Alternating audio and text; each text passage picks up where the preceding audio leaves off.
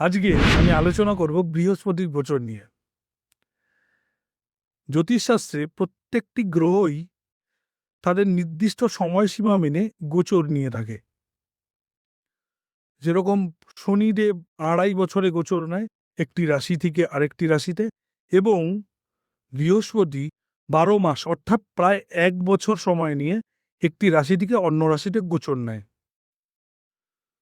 বৃহস্পতি বর্তমানে রয়েছে মিথুন রাশিতে।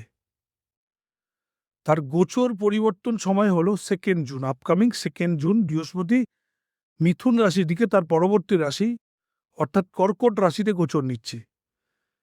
মনে রাখতে হবে বৃহস্পতি এই গোচর 12 বছর পর নিচ্ছে, এবং কর্কট রাশি হলো বৃহস্পতির পরম মিত্র রাশি কিংবা তুঙ্গি রাশি, সেখানে বৃহস্পতি উচ্চস্থ হয়।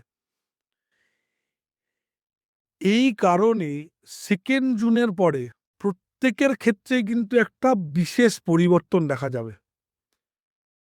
কি ধরনের পরিবর্তন? প্রথম কথা, কর্মক্ষেত্রে গ্রোথ, সেকেন্ডারি বিজনেসে গ্রোথ, এবং তৃতীয় যেই গ্রোথ সেটি হলো বিদেশ যাত্রার ক্ষেত্রে বিশেষ সুযোগ।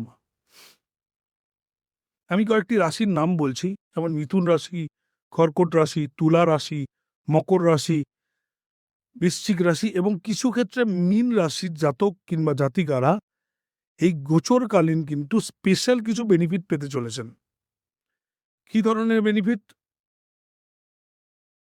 কর্মক্ষেত্রে গ্রোথ, আধ্যাত্মিক জ্ঞান অর্থাৎ অ্যাস্ট্রোলজি, যারা অকাল্ট সায়েন্স প্রফেশন নিয়ে রয়েছেন তাদের ক্ষেত্রে গ্রোথ।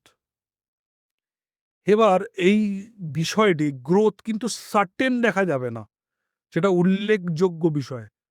বৃহস্পতি আস্তে আস্তে আস্তে আস্তে আপনাকে গ্রোথ দেবে। স্পেশালি অক্টোবর পর্যন্ত আপনি কিন্তু এই গ্রোথ নিজে ফিল করবেন। আপনি জানান আপনার রাশিচক্র, মুন সাইন আমাকে জানান কমেন্ট করে, যেখানে আমি আপনাদের হেল্প করব আপনারা কি ধরনের গ্রোথ পাবেন এই গোচরকালীন। নমস্কার।